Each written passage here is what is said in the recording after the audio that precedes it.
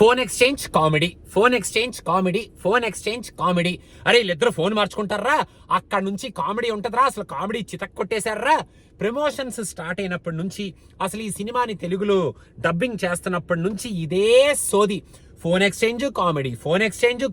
చివరికి cinema release అయిన తర్వాత మీమ్స్ లోను, వాట్సాప్ గ్రూప్స్ లోను ఎక్కడ పడితే అక్కడ ఇదే టాపిక్. మళ్ళీ ఈ సినిమాలో ఆ ఫోన్ ఎక్స్చేంజ్ కామెడీ నుంచి వచ్చిన సీన్లను మాత్రమే హైలైట్ చేస్తూ ఆ క్లిప్స్ ని సర్క్యులేట్ చేయటం.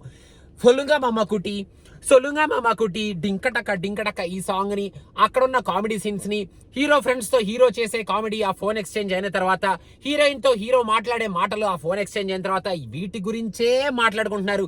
ఈ సినిమాలో ఇంకేం లేదా.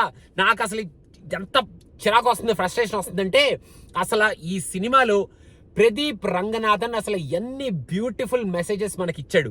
సినిమా లాస్ట్ లో ఇంకొక 15 minutes లో సినిమా ఎండ్ అవుతుంది అనగా, మన యోగి బాబు క్యారెక్టర్ నుంచి వాట్సాప్ గ్రూప్స్ అండ్ ఆ వాట్సాప్ గ్రూప్స్ లో బాడీ షేమింగ్ ఎలా చేస్తున్నారు అండ్ ఆ బాడీ షేమింగ్ విక్టిమ్స్ ఎలా ఫీల్ అవుతున్నారు అన్న మెసేజ్ కానీ, ఈ డీప్ ఫేక్ టెక్నాలజీని యూజ్ చేసి విక్టిమ్స్ ఎలా బాధపడుతున్నారు, ఆ సైకోగాళ్ళు ఎలా తిరుగుతున్నారు బయట అమ్మాయిల్ని వేధిస్తూ ఈ డీప్ ఫేక్ టెక్నాలజీతో, దానివల్ల వచ్చే ఆ ఫ్యామిలీ ఎలా ఇబ్బంది పడుతున్నారు అండ్ ఆ అమ్మాయిలు ఎంత ఫీల్ అవ్వాల్సి వస్తుంది because of some non sense guys అనే కైండ్ ఆఫ్ కాన్సెప్ట్ ని, అండ్ మనం ఊరికే సరదాగా ఫేక్ గా క్రియేట్ చేసుకునే ఇన్స్టాగ్రామ్ పేజెస్ అండ్ ఆ పేజెస్ మెయింటైన్ చేయటం వల్ల వచ్చే ప్రాబ్లమ్స్, అండ్ మనలోనే మన ఫ్రెండ్ సర్కిల్స్ లో ఉన్న వాళ్ళే ఆ పేజెస్ ని మెయింటైన్ చేస్తూ మనకి తెలిసిన వాళ్ళని వాళ్ళు ఇబ్బంది పెడుతున్నా వాళ్ళని మనం కనుక్కోలేని సిచ్యువేషన్ ఎలా ఉంటుంది అన్న కైండ్ ఆఫ్ పాయింట్ ని కానీ, ఒక చెట్టును చూపించి ఆ చెట్టు నుంచి ఫెయిత్ గురించి కానీ, లవర్స్ మధ్యలో ఉండే ఆ ట్రస్ట్ గురించి కానీ, అండ్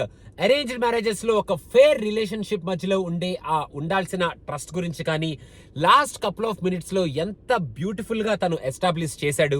ఎన్ని మంచి పాయింట్స్ చెప్పాడు. ఈ పాయింట్స్ గురించి ఎవడో మాట్లాడుకోడు. ఈ పాయింట్స్ అన్నిటిని ఇలా స్ట్రైట్ ఫార్వర్డ్ గా చెప్తే ఎవడో మాట్లాడుకోడని ఆ ఫోన్ ఎక్స్చేంజ్ అన్న కాన్సెప్ట్ ని క్రియేట్ చేసుకొని, అంత బ్యూటిఫుల్ వండర్ఫుల్ హిలేరియస్ కామెడీని క్రియేట్ చేసుకొని ఈ మెసేజెస్ అన్నిటిని మనకి చాలా సటిల్ గా, చాలా నీట్ గా వన్ బై వన్ చెప్పుకుంటూ వచ్చాడు మన ప్రదీప్ రంగనాథన్. కానీ అయినా సరే మనం ఈ మెసేజెస్ గురించి మాట్లాడుకోము. అంతెందుకు, ఈ మెసేజెస్ తో పాటు ఈ సినిమా జరుగుతున్న ప్రాసెస్ లో ఆ చిన్నపిల్లడు ఒక విత్తనాన్ని నాటి ఆ చెట్టు కోసం వెయిట్ చేసే ఆ సీన్స్ ని నాన్ లీనియర్ గా చూపిస్తూ లాస్ట్ లో ఆ మ్యాంగో ట్రీని చూపించి ఫెయిత్ గురించి చెప్పిన ఆ డైలాగ్ కానీ, ఫస్ట్ లో దాన ధర్మాలు చేస్తున్నాం అన్నట్టు యూట్యూబ్ లో అక్కడ ఇక్కడ వీడియోలు పెడుతుంటారు చూడండి కొంతమంది, అందరూ అలాగే చేస్తారని నేను చెప్పను, కానీ అందులో కొంతమందికి బాగానే తగిలేటట్టు ఒక సీన్ పెట్టాడు కదా, చాలా సెటిల్ గా ఉండే సీన్. ఆ సీన్ ని కానీ, ఎక్స్ లవర్ గురించి హీరోయిన్ హీరోతో మాట్లాడుతున్నప్పుడు అక్కడ హీరో చెప్పే ఒక వండర్ఫుల్ డైలాగ్స్ కానీ, ఎక్స్ లవర్ గా ఉంటే పర్లేదు, మన ప్రెసెంట్ సినారియోలోకి ప్రెసెంట్ లైఫ్ లోకి రాకుండా ఉన్నంత వరకు ఇట్ ఈస్ ఫైన్ అన్న ఉండే ఆ డైలాగ్ లో ఉన్న ఆ డెప్త్ లో కానీ, లాస్ట్ లో రాధిక గారు హీరోతో మాట్లాడుతున్నప్పుడు అక్కడ హీరోయిన్ గురించి విమెన్ గురించి చెప్పిన ఆ మెసేజ్ కానీ, హీరోయిన్ వల్నరబుల్ సిచ్యువేషన్ లో ఉన్నప్పుడు అడ్వాంటేజ్ తీసుకుందాం అని ట్రై చేసే ఆ ఫ్రెండ్స్ ని చూపించే ఒక ఫ్రెండ్షిప్ యాంగిల్ ని కానీ, అండ్ లాస్ట్ లో ఒక ట్రూ లవ్ ఎలా అయితే ఉంటుంది అని ఆ కడియాన్ని విసిరేసినప్పుడు హీరో పరిగెట్టుకుంటూ వెళ్ళి ఆ కడియం తీసుకొని వచ్చినప్పుడు అక్కడ ఉన్న సీన్ కానీ, అండ్ హీరోకి మీరు చేస్తే పర్లేదు అలా సటిల్ గా అమ్మాయి చేస్తే ఎందుకురా అంత ఫీల్ అవుతారు అన్న కైండ్ ఆఫ్ రాధిక గారు ఇచ్చే మెసేజ్ కానీ, అండ్ ఓవరాల్ గా లవ్ టుడే అన్న సినారియోని ఆయన ఎస్టాబ్లిష్ చేసిన విధానం కానీ చాలా చాలా బ్యూటిఫుల్ గా ఉంది. కానీ వీటి గురించి మనం మాట్లాడుకోము. వీటి గురించి పొరపాట్లు కూడా ఎవరైనా మాట్లాడతారా, ఈ పాయింట్స్ ఎవరైనా ఎక్కడైనా పాయింట్అవుట్ చేస్తారా అని నేను ఇన్ని రోజులు వెయిట్ చేశాను. ఎవ్వడో మాట్లాడుకోడు. ప్రతి ఒక్కడు కామెడీ, ప్రతి ఒక్కడు ఆ హిలేరియస్ ఫన్. ఫోన్ ఎక్స్చేంజ్, అయ్యి బాబోయ్ నీ లవర్తో నువ్వు ఫోన్ ఎక్స్చేంజ్ చేసుకుంటావేమో, ఓరి నాయనో నేను నా లవర్తో ఫోన్ ఎక్స్చేంజ్ చేసుకుంటే ఇలా అవుతుంది. ఇదే పాయింట్ ని ఎందుకు హైలైట్ చేస్తున్నారో నాకు అర్థం అవ్వట్లేదు. Where there are so many other beautiful points which we can concentrate and which we can talk about, which we can highlight in this movie. కానీ ఎవ్వడు వీటి గురించి మాట్లాడుకోడు. చాలా తక్కువ సినిమాల్లో సినిమా మొత్తం అయిపోయిన తర్వాత ఏ ఫిలిం బై అన్న డైరెక్టర్ పేరు పడినప్పుడు ఆ డైరెక్టర్ మీద మనకు ఒక రకమైన ఒక రెస్పెక్ట్ వస్తుంది, ఒక మంచి ఫీలింగ్ వస్తుంది. అబ్బా భలే తీసావరా సినిమా అన్న కైండ్ ఆఫ్ ఒక ఒపీనియన్ వస్తుంది. ఈ సినిమాలో లాస్ట్ లో ప్రదీప్ రంగనాథన్ నేమ్ పడినప్పుడు నాకైతే ఆ మంచి ఫీల్ వచ్చింది. ఎందుకంటే ఈ సినిమాలో తను చెప్పాలనుకుంటున్న పాయింట్ ని చాలా బ్యూటిఫుల్ గా ఒక మంచి హిలేరియస్ టోన్ లో ఈ పాయింట్ ని సీరియస్ గా చెప్తే ఎలాగో ఎవడో పట్టించుకోడు. ఎందుకంటే ఆ సీరియస్ పాయింట్స్ ఇప్పుడు ఎలాగో ఎవడో పట్టించుకోవట్లేదు. చేయట్లేదని ఆయనకు ఆల్రెడీ తెలుసు కాబట్టి ఇంత హిలేరియస్ ఫన్లో ఆయన సూపర్గా మన ముందుకు తీసుకొచ్చినందుకు అండ్ ఆ క్యారెక్టర్లో జీవించి బాయ్ నెక్స్ట్ డోర్ లాగా సూపర్ పర్ఫార్మెన్స్ ఇచ్చినందుకు బోత్ హీరో అండ్ హీరోయిన్ ఇద్దరు అండ్ ఆ హిలేరియస్ ఫన్ని చాలా రియలిస్టిక్గా చాలా యాప్ట్గా ఎక్కడ ఓవర్ డూ చేయకుండా ఈవెన్ దో ఆ ఫోన్స్ రెండు ఎక్స్చేంజ్ అయినా ఆ ఫోన్స్ రెండు ఎక్స్చేంజ్ అయినప్పుడు హీరో హీరోయిన్ ఇద్దరు ఇబ్బందులు పడుతున్నా ఆ ఇబ్బందుల్లో ఎటువంటి బ్యాడ్ లాంగ్వేజ్ కానీ ఎటువంటి బ్యాడ్ సీన్స్ కానీ మరీ మనం అబ్బా ఏంట్రా బాబు ఇంత రోతగా ఉంది అన్న కైండ్ ఆఫ్ ఫీలింగ్ ఎక్కడా రానివ్వకుండా ఆ ఫస్ట్లో చూపించే ఆ లవ్ స్టోరీని కూడా చాలా సటిల్గా చూపించి లాస్ట్ వరకు ఆ సటిల్నెస్ని సూపర్గా క్యారీ ఫార్వర్డ్ చేస్తూ తను చెప్పాలనుకుంటున్న మెసేజెస్ని సూపర్గా చెప్పాడు అండ్ మెయిన్గా ఒక అరేంజ్డ్ మ్యారేజ్లో ఒక ట్రస్ట్ అనేది ఎలా ఫార్మ్ అవుతుంది అండ్ ఒక బాడీ షేమింగ్ విక్టిమ్ ఎలా ఫీల్ అవుతాడు అన్న క్యారెక్టర్ని యోగి బాబు చించి ఉతికారేశాడు అండ్ యోగి బాబు గురించి కూడా చాలా తక్కువ మందే మాట్లాడుకుంటున్నారు.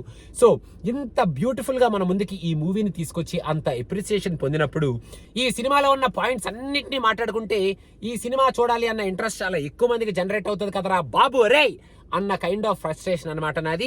అంతేకాని ఈ సినిమాలో ఓన్లీ కామెడీ అని చెప్పి ఇన్ని మీమ్ పేజెస్ ఉన్నాయి, అన్ని యూట్యూబ్ ఛానల్స్ ఉన్నాయి.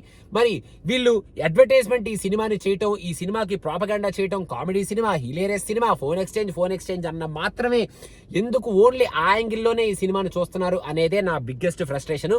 మీరైనా ఈ సినిమా కనుక చూసుంటే ఒకవేళ ఆ కామెడీ గురించి మాట్లాడుకుంటుంటే yes that comedy is hilarious, that is wonderful, one of its kind comedy, సూపర్గా ఎంజాయ్ చేస్తాం ఆ కామెడీని ఫస్ట్ నుంచి లాస్ట్ వరకు. బట్ ఈ సినిమాలో ఉన్న ఇంకా మోర్ అండ్ మోర్ ఇంపార్టెంట్ పాయింట్స్ని, ఈ సొసైటీలో కరెంట్ జరిగే సిచ్యువేషన్స్ని చాలా హార్డ్ హిట్టింగ్గా ప్రదీప్ చెప్పిన ఆ పాయింట్స్ని మనం అందరం మాట్లాడుకోవాలి. మనం సినిమాలు చూసి మారిపోతాం. ఈ పాయింట్ ఇప్పుడు ప్రదీప్ చెప్పాడు కాబట్టి చూసి we cannot do it, we must not do it, we will not be doing it అన్న కైండ్ ఆఫ్ పాయింట్స్ ఎలాగో మన థాట్లోకి రావు కాబట్టి ఎలాగో మనం మారం.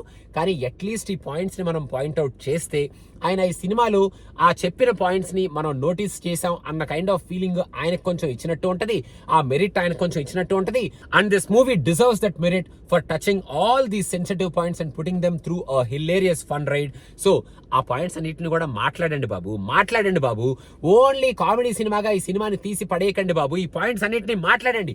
సరే మేము మాట్లాడము, కామెడీ గురించే మాట్లాడతాం, ఈ కామెడీ సీన్స్ గురించే మాట్లాడతాం, ఈ సీన్స్ నే మేము కట్ చేసి బయట పెడతాం అండ్ మీమ్స్ కూడా ఇలాంటి సీన్స్ మీద క్రియేట్ చేస్తా ఉంటే చేసుకోండి. ఇంకా మీరు మారారు. ఇంకా నా వల్ల అయ్యింది ఇంతే. ఇంకా నేను ఏం చేస్తాను, ఫ్రస్ట్రేట్ అవడం తప్ప ఇంకేం చేస్తారు. ఇది నా లవ్ టుడే ఫ్రస్ట్రేషన్. ఇంకేం చేస్తాం.